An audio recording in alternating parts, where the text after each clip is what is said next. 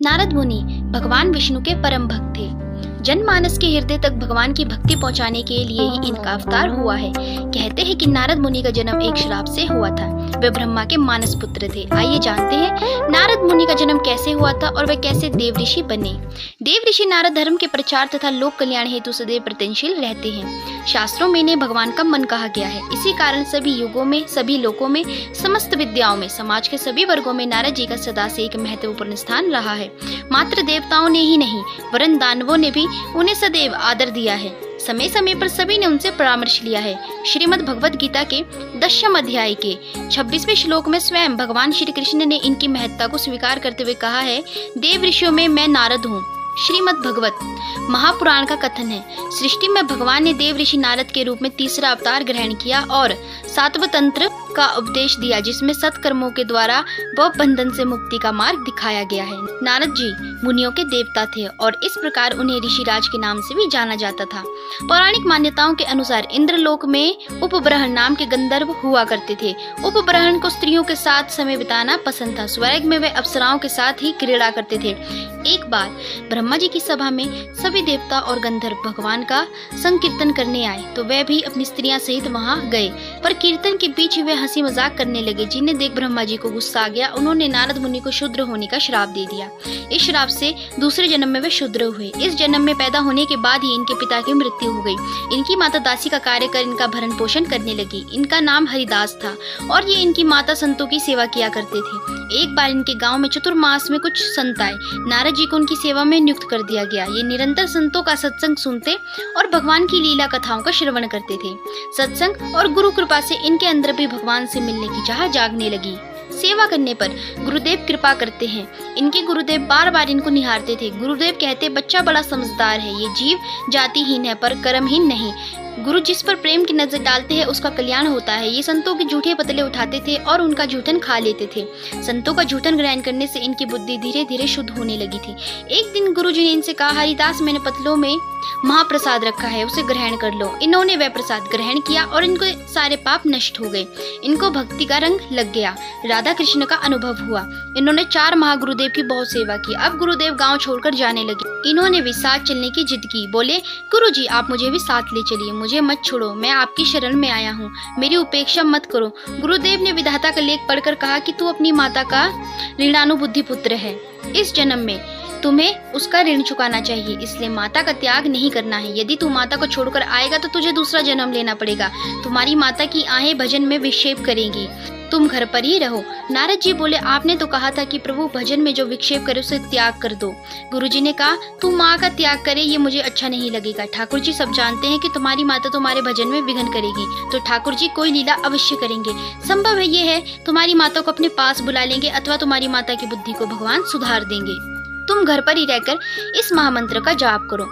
जप करने से प्रारब्ध भी बदल जाता है। हरिदास गुरुदेव द्वारा दिए गए मंत्र का निरंतर जप करते रहे। गुरुदेव ने वासुदेव गायत्री मंत्र का 32 लाख जप करने को कहा था।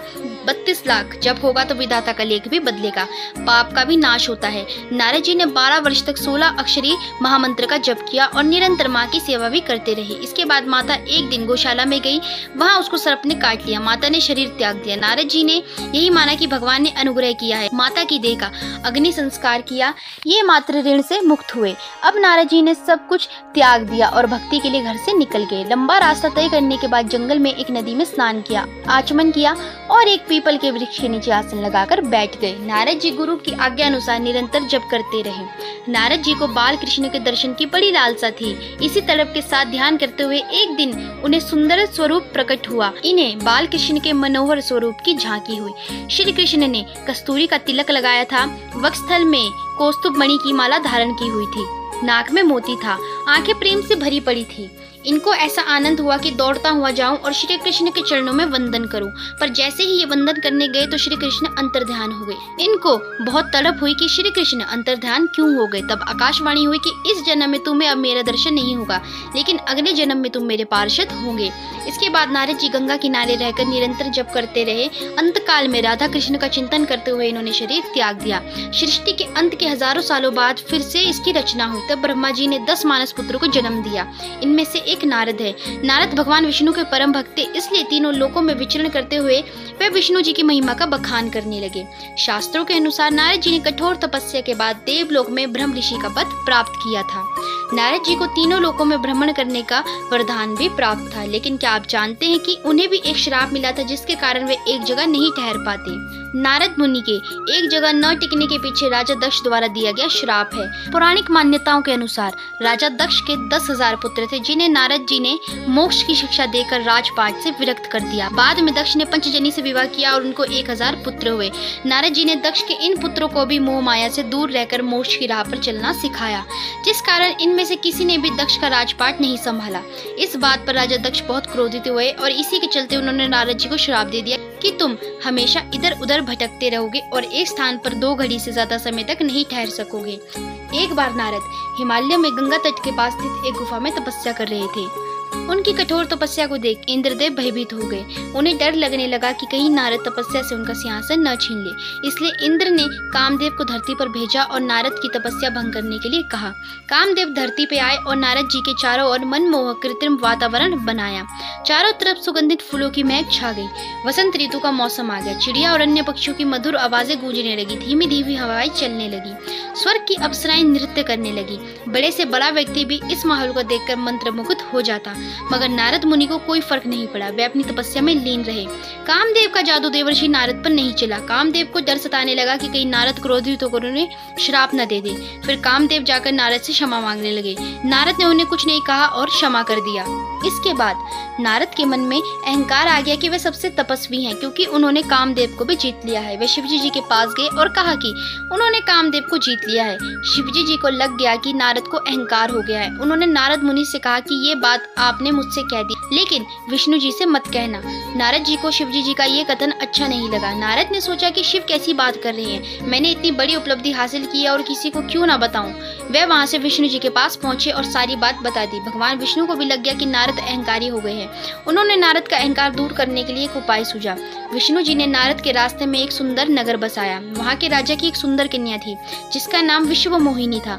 विष्णु जी ने उसके स्वयंवर की कहानी रची। नारद को भी इस स्वयंवर के बारे में पता चला। वह राजकुमारी को देखकर मोहित हो गए।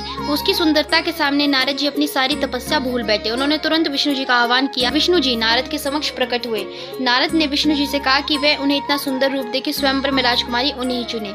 विष्णु जी ने कहा, ठीक है, वही होगा जिससे तुम्हारा भला होगा। विष्णु जी के तथास्तु कहते ही नारद का मुख बंदर यानी वानर के समान हो गया। नारद जी को इस बात का बिल्कुल भी अंदाजा नहीं था। उन्हें लगा कि विष्णु जी ने उन्हें सुंदर रूप दे दिया है। वे खुशी खुशी स्वयंवर में चले गए। जैसे ही वे स्वयंवर में पहुंचे, हर कोई उन्हें देखकर हंसने लगा। नारद जी को माजरा समझ में नहीं आया। बाद में भगवान विष्णु स्वयं वहां प्रकट हुए और विश्व मोहिनी ने उनके गले में वरमाला डाल दी। ये देखकर नारद को बहुत क्रोध आया। तब विश्व मोहिनी ने हंसकर कहा कि नारद जी एक बार दर्पण में अपना मुख तो देखिए। नारद जी ने वहां जलाशय में अपना मुख देखा तो वानर मुख नजर आया। उन्हें बहुत क्रोध आया और उन्होंने विष्णु जी को श्राप दे दिया कि जैसे मैंने नारी का वियोग सहन किया, उसी प्रकार आपको भी अपनी पत्नी का वियोग सहन करना पड़ेगा। जब विष्णु जी की माया समाप्त हुई तो नारद मुनि का अहंकार खत्म हो गया। उन्हें अपनी गलती का एहसास हुआ। देवऋषि नारद ने विष्णु जी से क्षमा मांगी। कालांतर में भगवान राम ने विष्णु जी के अवतार के रूप में धरती पर जन्म लिया और कहते हैं कि नारद के श्राप के कारण ही श्री राम को अपनी सीता का वियोग सहना पड़ा था। मान्यता के अनुसार वीणा का आविष्कार भी नारद ने ही किया था। देवताओं के ऋषि होने के कारण नारद मुनि को देवर्षि कहा जाता है। प्रसिद्ध मैत्रेयणी संहिता में नारद को आचार्य के रूप में सम्मानित किया गया है। देवर्षि नारद को महर्षि व्यास, महर्षि वाल्मीकि और महाज्ञानी शुकदेव का गुरु माना जाता है। कुछ स्थानों पर नारद का वर्णन बृहस्पति के शिष्य के रूप में भी मिलता है। नारद मुनि विष्णु के परम भक्त माने जाते हैं और इन्हें अमर होने का वरदान प्राप्त है। कई शास्त्र इन्हें विष्णु का अवतार भी मानते हैं और इस नाते नारद जी त्रिकालदर्शी हैं। नारद हमेशा अपनी वीणा की मधुर तान से विष्णु जी का गुणगान करते रहते हैं। वे अपने मुख से हमेशा नारायण नारायण का जप करते हुए विचरण करते रहते हैं। नारद मुनि हमेशा अपने आराध्य विष्णु के भक्तों की मदद भी करते हैं। मान्यता है कि नारद ने ही भक्त प्रहलाद, भक्त अम्बरीश और ध्रुव जैसे भक्तों को उपदेश देकर भक्ति मार्ग में प्रवृत्त किया था। नारद मुनि ने भृगु कन्या लक्ष्मी का विवाह विष्णु के साथ करवाया। इंद्र को समझा बुझाकर उर्वशी का पुरुरवा के साथ परिणय सूत्र कराया। महादेव द्वारा जालंधर का विनाश करवाया। कंस को आकाशवाणी का अर्थ समझाया। महर्षि वाल्मीकि को रामायण की रचना करने की प्रेरणा दी। व्यास जी से भगवत की रचना करवाई। नारद मुनि भागवत मार्ग प्रशस्त करने वाले देव ऋषि है और 5 रात्र इनके द्वारा रचित प्रमुख ग्रंथ है। वैसे 25,000 श्लोकों वाला प्रसिद्ध नारायण पुराण भी इन्हीं द्वारा रचा गया है। इसके अलावा नारद संहिता संगीत का एक उत्कृष्ट ग्रंथ है। नारद के भक्ति सूत्र में वे भगवत भक्ति की महिमा का वर्णन करते हैं। देव ऋषि नारद को दुनिया का प्रथम पत्रकार या पहले संवाददाता होने का गौरव प्राप्त है, क्योंकि देव ऋषि नारद ने इस लोक से उस लोक में परिक्रमा करते हुए संवादों के आदान प्रदान द्वारा पत्रकारिता का प्रारंभ किया था।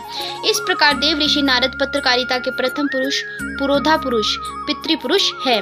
पुराणों के अनुसार ब्रह्मा जी ने नारद जी से सृष्टि के कामों में हिस्सा लेने और विवाह करने के लिए कहा, लेकिन उन्होंने अपने पिता ब्रह्मा की आज्ञा का पालन नहीं किया और वे विष्णु भक्ति में ही लगे रहे। तब क्रोध में आकर ब्रह्मा जी ने देव ऋषि नारद को आजीवन अविवाहित रहने का श्राप दे दिया। आजकल धार्मिक चलचित्रों और धारावाहिकों में नारद जी का जैसा चरित्र चित्रण हो रहा है, वे देव ऋषि की महानता के सामने एकदम बोना है। नारद जी के पात्रों को जिस प्रकार से प्रस्तुत किया जा रहा है, उससे आम आदमी में उनकी छवि लड़ाई झगड़ा करवाने वाली व्यक्ति अथवा विदूषकी बन गई है। ये उनके प्रकांड पांडित्य एवं विराट व्यक्तित्व के प्रति सरासर अन्याय है। नारद जी का उपास उड़ाने वाले श्री हरि के इन अंश अवतार की अवमानना के दोषी हैं। भगवान की अधिकांश लीलाओं में नारद जी उनके अनन्य सहयोगी बने हैं। वे भगवान के पार्षद होने के साथ देवताओं के प्रवक्ता भी हैं। नारद जी वस्तुतः सही मायनों में देव ऋषि है। तो दोस्तों, आशा करती हूँ कि आज की हमारी इस वीडियो में दी गई जानकारी आपको पसंद आई होगी, और अगर आपको वीडियो पसंद आई होगी तो वीडियो को लाइक करके चैनल को सब्सक्राइब करके बेल आइकन को प्रेस कर दीजिएगा। धन्यवाद।